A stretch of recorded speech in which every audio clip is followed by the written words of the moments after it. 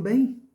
Sejam bem-vindos ao nosso canal no YouTube, canal Sérgio Bento, canal Sérgio S. Bento. Eu estava esquecendo do S, mas vamos lá. É com alegria que eu estou aqui para fazer mais esse programa, mais um programa Jesus, a sua única solução, tá bom? Hoje eu quero falar sobre um assunto interessante que mexe com todos nós, todos nós. E o título da minha mensagem de hoje é: não dependa de sua descendência ou de sua família, alguma coisa assim. Você vai entender por quê, tá bom? Como vai a sua relação com a sua família? Pais, avós, bisavós. Para você, a sua família tem influenciado negativamente ou positivamente? Famílias têm sido motivo de muitos problemas desde depois da queda de Adão. Assim que eles saem do paraíso, Caim já mata Abel. E daí para lá ninguém segura mais, né? Então hoje é isso que a gente vai ver aqui no nosso programa sobre família. Antes, eu queria dizer duas coisinhas para vocês. Primeiro, com relação ao tempo da mensagem. Geralmente, as mensagens, a gente tem a média de 22, 23, 24 minutos, por aí. Talvez hoje a gente vai um pouquinho mais longe e eu não tenho como dividir essa mensagem. Então, eu peço que você segura aí, aguente, eu tenho certeza que vai ser muito importante. E a outra coisa é essa, a segunda coisa, que essa mensagem pode mudar a sua vida. Sobre a questão de família, sobre coisas que podem estar acontecendo na sua vida que tem a ver com família. Então eu peço que você fique firme aí, em nome de Jesus, tá bom? Vamos começar então. Vamos falar inicialmente sobre a influência da família no comportamento humano. A gente sabe que muito do nosso comportamento tem a ver com a nossa família. A hereditariedade, por exemplo, é um dos fatores condicionantes da nossa personalidade. Por exemplo, pais protetores geram filhos dependentes demais. Pais autoritários geram filhos fracos. Pais ausentes geram filhos inseguros. E por aí vai. E nós temos também a genética, que também tem uma influência muito grande na nossa personalidade. Temperamento, constituição física, jeito de fazer as coisas. Então, a influência da família, dos pais na nossa vida é realmente muito grande, tá bom? Agora, tem algo que está para além da influência da família, da genética, do ambiente, da cultura, que é muito mais profundo do que tudo isso. E você tem que saber. É a nossa natureza caída, pecaminosa. Então, quando você for culpar a sua família, lembre-se deste detalhe, tá bom? Você é pecadora. Você é pecadora. Saiba disso. Continuando então. Qual é a situação das famílias? Como que andam as nossas famílias, de maneira geral? Falando da família brasileira. Vocês sabem que a sociedade é um reflexo das famílias, já que as famílias formam a sociedade. Vejamos alguns dados sobre as famílias aqui no Brasil. Por exemplo, 76% das mulheres já sofreram violência e assédio no trabalho. A cada 10 minutos, uma mulher é estuprada. 3 mulheres são vítimas de feminicídio a cada dia. Bom, os números são bastante alarmantes. Divórcio. No Brasil, em 2020, foi o maior da história, aumentou 75% o número de divórcio. E olha só, um dos motivos, sabe o que foi? O maior período de convivência no ambiente doméstico por causa da pandemia. Veja que interessante. A gente casa para ficar perto, para ter um companheiro, uma companheira. Mas depois a gente quer ficar longe. Ou seja, muitos casamentos, então, se mantêm porque os cônjuges passam tempo longe um do outro. Senão, se eles ficassem mais tempo juntos, o índice de divórcios, de separações, seria muito maior. E outro dado, que os casamentos, a duração dos casamentos, 50% dos casamentos terminam antes de 5 anos de casados. Gente, que situação complicada e difícil, né? Mas não precisa muito, é só a gente ler os jornais, olhar para os vizinhos, conversar com uns amigos, a gente sabe que isso está assim mesmo. Uma segunda coisa que eu queria agora questionar. Qual é a situação das famílias evangélicas? De maneira geral, a gente viu como está. Agora, falando mais especificamente, qual é a situação das famílias evangélicas? Não se esqueça que os evangélicos hoje já está atingindo aí, já tem de 30 a 35, como a gente não tivemos o censo do IBGE, deve estar aí 35, talvez até mais. Agora, para a gente não ir muito longe, veja só o que eu vi esses dias, uma informação, dizendo que 40% das violências domésticas acontecem em lares evangélicos. Você ouviu o que eu disse? Isso mesmo. De cada 10 famílias que sofrem violência, 4 é de famílias evangélicas. Acontece dentro de lares evangélicos. Você sabia disso? Você sabia disso? Agora veja bem, o que acontece quando essas mulheres que sofrem violência vão até o pastor? Vão conversar com ele e dizer o que está acontecendo. Aí ele diz que a mulher tem que ser submissa ao marido, porque Paulo ensina isso na Bíblia. Gente, o apóstolo Paulo deve estar se revirando no túmulo. E que se ele pudesse, ele sairia de lá e vinha para cá hoje para pegar esses pastores pelo colarinho. Paulo não diz isso. E o que ele diz isso é numa determinada circunstância lá. Não, é o caso nosso, eu não vou entrar no mérito hoje da questão. Tá bom? Agora você veja bem, você não acha que as mulheres teriam razão de ficar com raiva de Paulo e de Deus?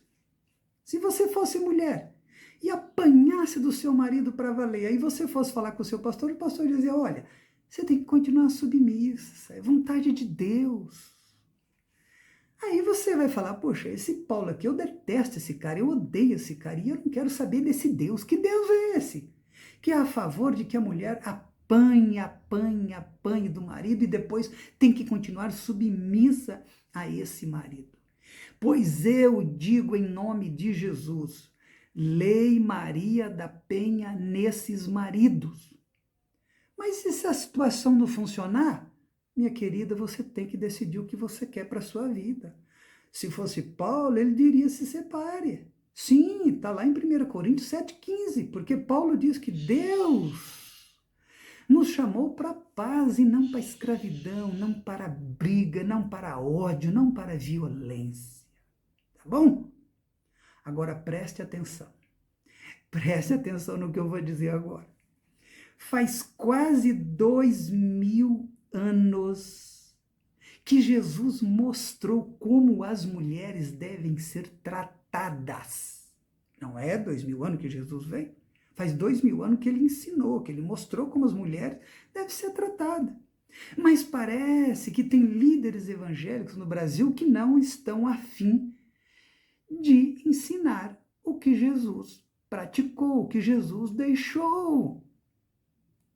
Então eu quero dizer para você, para as mulheres, leia aí os evangelhos e diga para o seu marido, ó, tá aqui, companheiro, tá bom? É assim que eu quero ser tratada.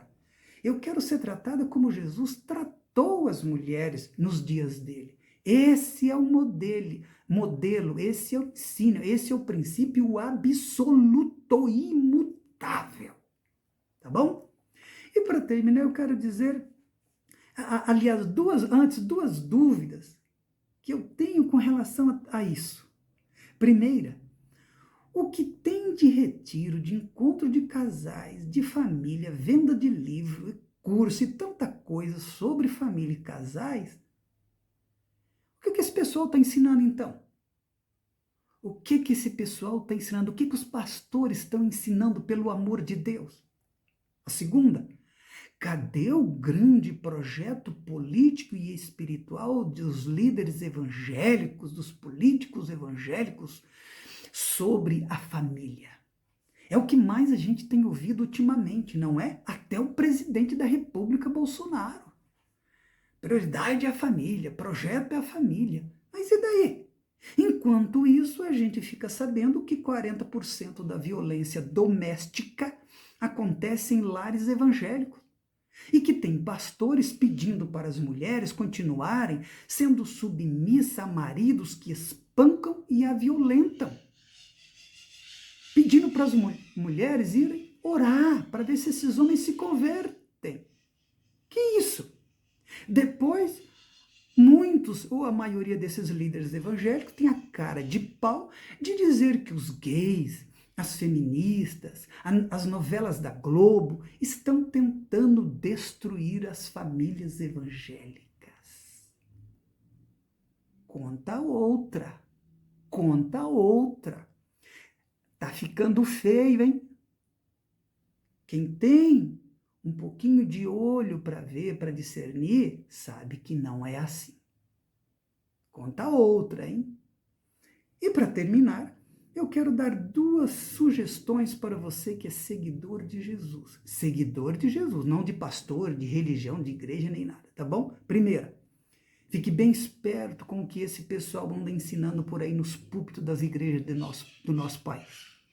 Segundo, se possível, compre o livro O Grito de Eva. O Grito de Eva.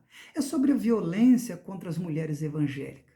É da escritora e jornalista Marília de Camargo César. É um livro maravilhoso, muito bom, vai fazer bem, vai te ajudar muito, tá bom?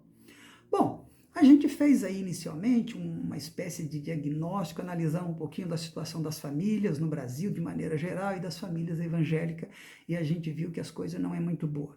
E a gente, todos nós como seres humanos, a gente vive nesses ambientes, dessas famílias conturbadas, com dificuldade, com problemas graves. Você está entendendo? É daí que vem a sociedade, é daí que vem os filhos e tudo mais.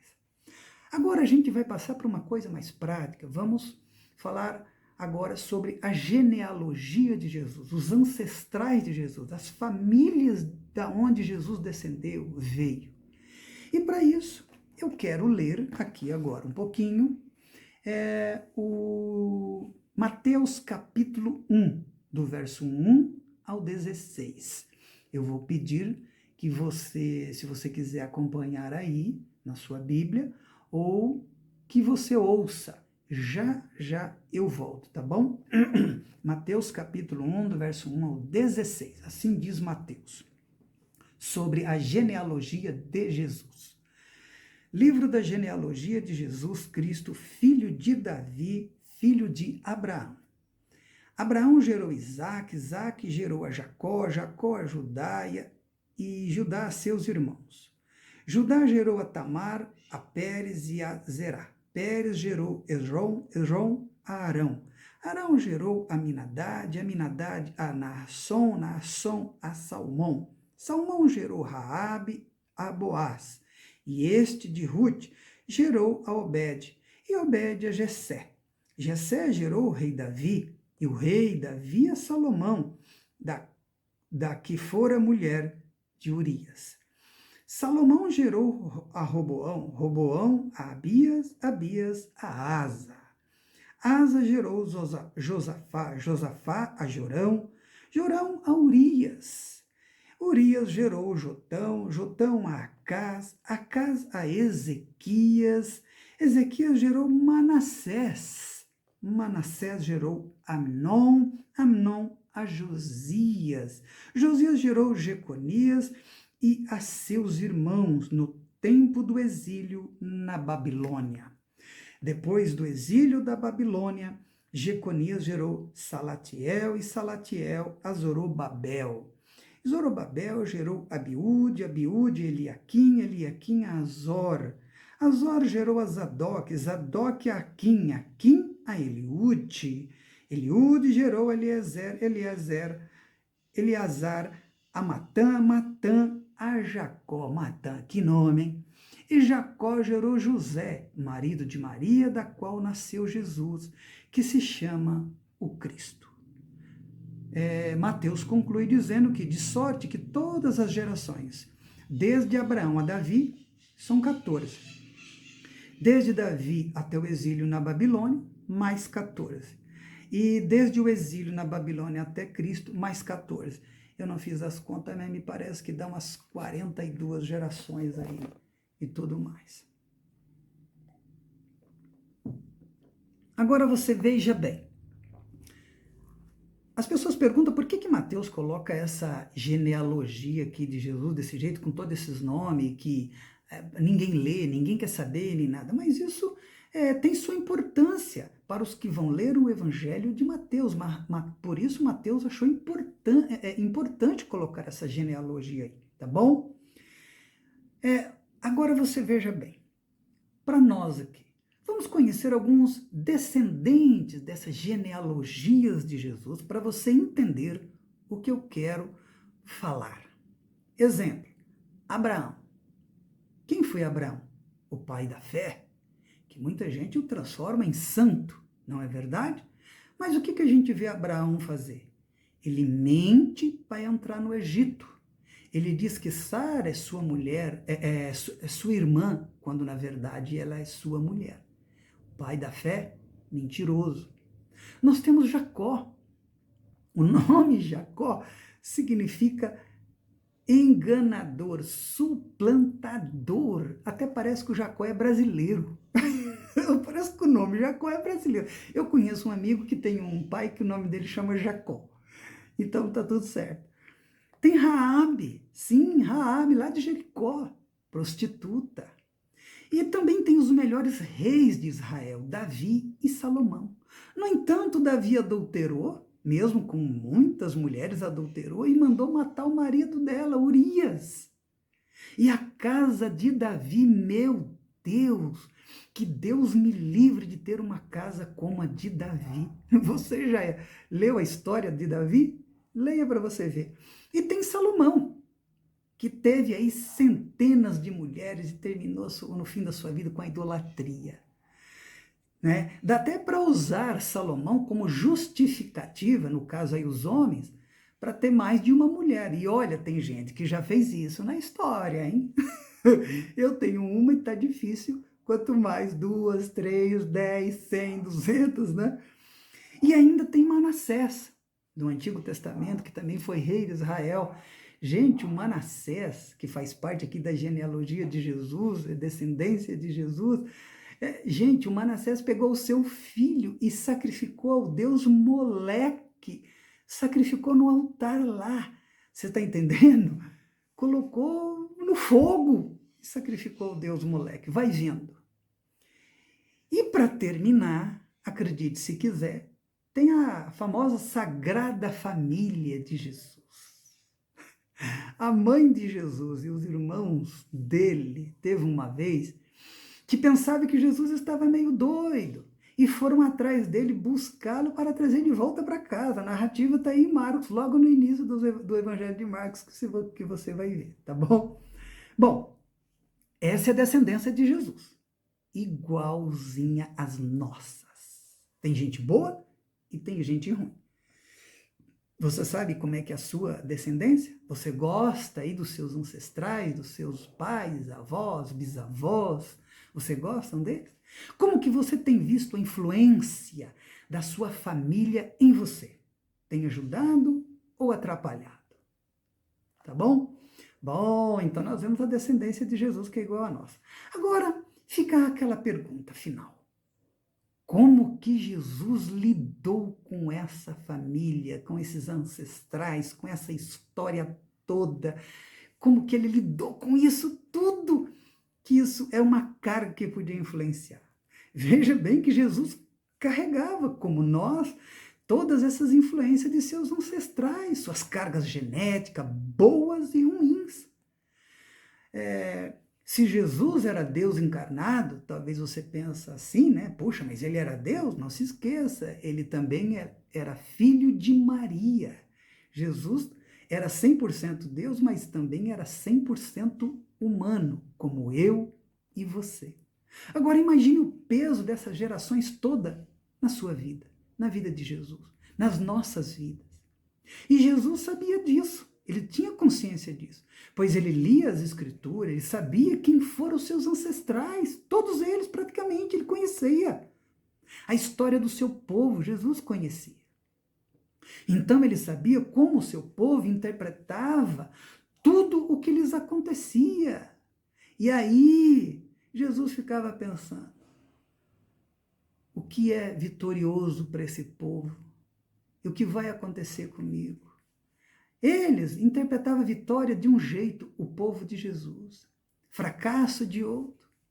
E Jesus imaginava que o que poderia acontecer com ele, o povo imaginava como de fato aconteceu, interpretou o que aconteceu na vida de Jesus como um grande fracassado. Não foi? Agora você veja bem, ele pode ter pensado, poxa, será que eu vou ser atingido pelo que os meus pais fizeram? Enquanto ele estudava e lia as Escrituras antes dele sair para exercer o seu ministério, durante aquele período todo, até os 30 anos, isso talvez deve ter passado pela cabeça dele. Poxa, ele começou a ter consciência da sua missão, ele sabia o quanto ela realmente era difícil. Ele podia pensar, será que eu vou conseguir realizá-la? Como eu vou ser visto? E aí vem o medo de fracassar, de que as coisas podem não dar certo, como acontece com a nossa vida. Você está entendendo? Agora, tem uma coisa linda. O autor de Hebreus 4,15 diz que Jesus foi realmente tentado em todas as coisas à nossa semelhança. Quer dizer que todas essas tentações, esses questionamentos, essas coisas que passou pela mente, a cabeça de Jesus, antes dele sair para o seu ministério, e o quanto ele pensava que essas coisas da família dele, da história do povo, podiam influenciar fortemente ele. E também a gente pensa isso na nossa vida. E isso coloca Jesus na mesma categoria que nós, quando se trata de tentação. Porque ele foi tentado em todas as coisas à nossa semelhança. Então não tire Jesus fora disso. Ao contrário, a gente pode olhar para ele e ver que ele foi tentado igual a gente. E o que isso significa? Ora, pelo amor de Deus, que Jesus é para nós um modelo tremendamente encorajador e inspirador quando se trata de questões de família. Você está me ouvindo? Você está me ouvindo? Quando você quiser ouvir alguma coisa e saber de problema de família, olhe para a família de Jesus, olhe para a vida de Jesus. Ou seja, quando os meus ancestrais podem me influenciar negativamente, você pensa o quanto isso pode ter acontecido com Jesus. E aí fica a pergunta, como que Jesus lidou com essas questões? Essa é a grande pergunta, é as respostas que a gente quer saber para aplicar na nossa vida. Vamos lá. Primeira coisa que você tem que saber é que Jesus não quebrou nenhuma maldição. Nem a mãe dele. Vou quebrar essas, olhando para as Escrituras e ficando sabendo dessas histórias aí de Abraão, mentiroso e tudo mais. Ele não foi lá quebrar nenhuma maldição. Porque ele era muita gente, ele ia passar a vida dele quebrando maldição, conforme o verso 17. Você viu quantas e quantas gerações lá, tá bom? Então, não perca tempo com isso. Uma segunda coisa é que Jesus não permitiu que nenhum desses fatores condicionantes, ou seja, hereditariedade, genética, ambiente familiar, determinasse o rumo da sua vida. Como a gente sabe, ele cumpriu a sua missão. E ele não permitiu ser influenciado pela mentira do Abraão. pelo que Davi fez, pelo que Salomão fez, pelo que Manassés fez. Ele não permitiu, pela influência de nenhum deles, que condicionasse, que determinasse o seu futuro. Ele não permitiu. Então, você tem que saber, quando você olha aí para trás, para sua descendência, pelo amor de Deus. O meu avô bebia muito e morreu assim, então eu acho que eu bebo e pode ser que isso aconteça. Não sei quem também tinha um problema lá e morreu de câncer, então acho que eu também vou morrer de câncer. Então, aconteceu isso, e você fica colocando essas coisas na sua cabeça.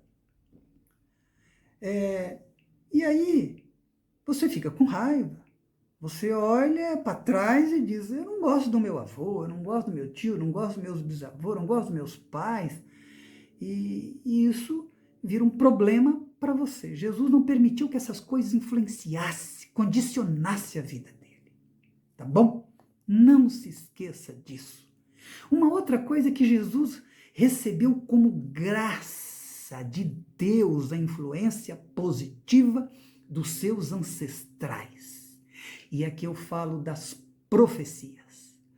Quando ele olha para a sua ancestralidade, a sua linha genealógica, e ele vê desde lá, por exemplo, de Abraão, a promessa, o pacto que Deus faz, e essas promessas vêm viajando na história do povo de Israel, do povo dele. E ele olha, ele vê que eles têm negatividade, têm muitas coisas ruins, mas aí ele percebe que tem lá uma coisa boa, que tem profecia da vinda desse cara, desse Messias, que tem algo muito bom que vem aí, que fala do que vai acontecer com esse Messias, e ele se identifica com isso. E isso é a vocação, é a missão dele. Esse é o lado positivo. Eu tenho certeza que existe alguma coisa positiva na sua família. Na minha existe. Tem muita coisa negativa, mas tem coisas positivas. E eu vou pegar essas coisas positivas para a minha vida, que possa influenciar a minha vida. Você está entendendo?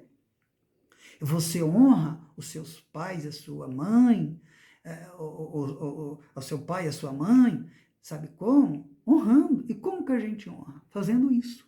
Deixando aquelas coisas negativas, ruins de lado e pegando essas coisas positivas e acrescentando na vida da gente mesmo. E foi isso que Jesus fez. Você vê que coisa linda? Agora, tem gente que não gosta mesmo dos pais, eu não quero saber, eles não têm nada que presta, eu não quero nem saber. Aí quando ele recebe a notícia que os pais morreram, ele aparece porque ele quer saber da herança. Ele quer saber da grana. Tá bom? Vamos para mais um pontinho, como Jesus lidou com essa ancestralidade dele, com essa situação da família. Uma outra coisa que Jesus fez é que Jesus sabia que ele era livre para decidir a favor do dom de Deus na vida dele. E isso daqui é muito forte, como diz o pessoal, né? Forte e poderoso, meu querido. Jesus sabia e era livre para decidir a favor do dom que estava na vida dele. Ou seja, na leitura que Jesus faz das Escrituras, ele discerne que ele tinha uma vocação e uma missão. E isso era dom de Deus na vida dele. E ele entende que ele é Deus encarnado, que ele é o Cristo eterno, está ali dentro dele. E isso estava para além dos seus ancestrais e de tudo mais na terra. Jesus entende aí que ele não está fadado a fracassar, não. O que ele vai fazer vai ser um sucesso absoluto e isso interessa ao Pai. Não aos pais na terra, à sua família, aos seus irmãos, ao seu povo, mas ao Pai. Isso é uma coisa que só o Pai entende, só o Pai sabe. Então ele sabia que ele não ia repetir na sua vida nada, nem ninguém na história do povo judeu nesse sentido. Isso ninguém ia poder atrapalhar ele. Que isso que ele tem, que esse dom, essa vocação e essa missão era algo do céu para a vida dele, era dom de Deus na vida dele, estava para além dos seus pais, estava muito para além da sua ancestralidade, da sua linha genealógica, da hereditariedade, do seu ambiente onde ele foi criado, estava para além de tudo isso, de tudo isso. Você está entendendo? Você está me entendendo? Agora, eu digo para você, você é livre para ser o que Deus colocou dentro de você. E dentro de você tem uma missão, uma vocação, tem talentos, tem dons. Em você, saiba, em você tem um antes de seu pai, antes da sua mãe, antes dos seus avós, dos seus bisavós. E isto está para além da hereditariedade, da genética, da cultura, até da natureza caída minha e sua. Sabe o que é? A imagem de Deus.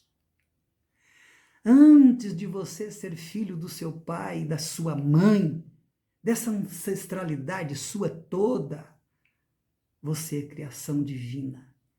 Você faz parte de um projeto de Deus divino. Deus sonhou com você para você existir. Você está entendendo? Você está entendendo? E aqui eu quero que você guarde duas coisas muito preciosas, que você guarde, que você precisa saber e guardar duas coisas muito importantes. A primeira, conforme Romanos 11, 29, Paulo diz que os dons e a vocação de Deus são irrevogáveis. Está me entendendo? Ou seja, Deus havia feito promessas aos patriarcas. Você está entendendo? Abraão, desde Abraão. E os seus descendentes diretos têm direito a essas promessas. Agora, isso não se consegue com méritos, como o povo judeu, como os judeus estavam pensando. E Paulo está explicando para eles, dizendo o seguinte: olha, essas coisas de Deus, esses dons de Deus, tem a ver com a fidelidade dele, com a graça dele, com a palavra dele para cumprir na nossa vida, com os propósitos dele. Então, os dons e a vocação de Deus são irrevogáveis. E o que isso quer dizer? Que esses talentos, esses dons que Deus colocou na sua vida, e conforme Jesus mesmo conta a parábola dos talentos, seria bom você ir lá e dar uma lida nelas. Ou seja, você que está aí vivendo para Jesus, você pode dizer: eu não quero saber de Deus. Você pode dizer: eu vou encher a cara, eu vou beber, eu vou viver do meu jeito. Pode ir. Você é livre, você pode fazer o que quiser da sua vida, realmente você pode. E com Deus você pode ser livre mesmo. Deus não quer que ninguém seja obrigado para adorá-lo. Agora, esses dons vai ficar com você. Não interessa se você vem para a igreja cantar, adorar ou tocar ou não. Não interessa. Não interessa se você vai virar bandido, traficante. Os dons continuam em você. Tá bom? Agora a responsabilidade é sua. E aí, não culpe a Deus por nada. E naquele dia, ele vai pedir conta do que ele deu para você. Tá bom? Então, meu querido, saiba disso. Deus te deu coisas, dons maravilhosos, e isso é irrevogável. Ele deu para você. Pai não tira, governo não tira, amigo não tira, mulher não tira, marido não tira, igreja não tira, líder religioso não tira, ninguém tira. O que Deus colocou para você na sua vida e tudo mais, tá bom? A segunda coisa é que lá em Tiago 1,17, ele diz que toda boa dádiva e todo dom perfeito vem do Pai das luzes. Ou seja, esses dons, esse talento que você recebeu e você tem, só Deus tem o poder de colocar isso na sua vida. Só Deus. Seu pai não tem, sua mãe não tem, seus ancestrais não tem, tá bom? O que tinha na vida de Jesus foi direto do céu, foi direto de Deus. O que tem na minha vida, eu tenho muita coisa dos meus pais, dos meus ancestrais, mas tem coisa aqui na minha vida que eles não colocaram. Veio diretamente do céu para minha vida. São dons do alto, do Pai das luzes. Nenhum ser humano tem poder de colocar isso na vida do outro. Pai nenhum, mãe nenhuma.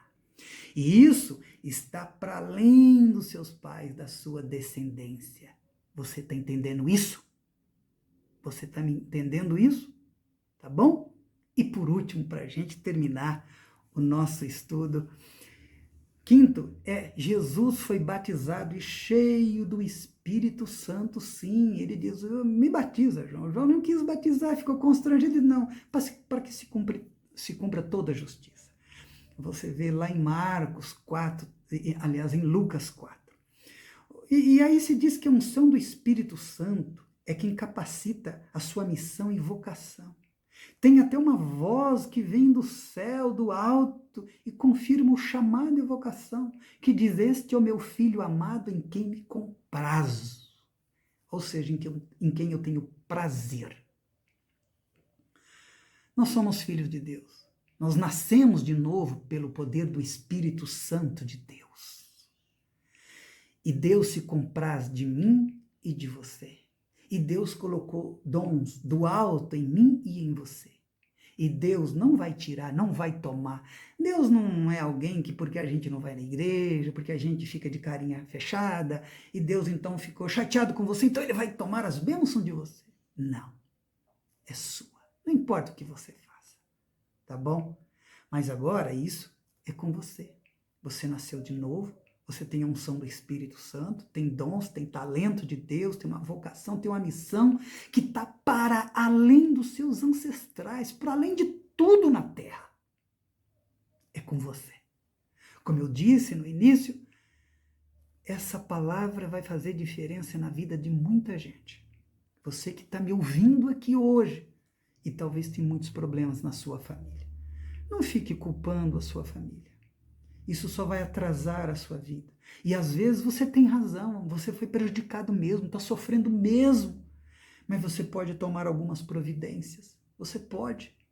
E você pode crer nessa palavra de Deus e seguir em frente. E você vai realizar a sua missão. Em nome de Jesus. Tá bom? Por isso que eu digo que Jesus é a nossa única, é a sua única solução. Tá bom? E conforme o tema dessa mensagem de hoje, não dependa da sua descendência conforme Jesus não dependeu. Vamos orar. Senhor meu Deus, eu te agradeço por cada um que está ouvindo essa palavra tua, essa palavra de Deus. Milhões no mundo que têm problemas de família, meu Deus. Nossas famílias não são perfeitas, mas eu peço que o Senhor trabalhe em cada coração, em cada mente, através dessa palavra.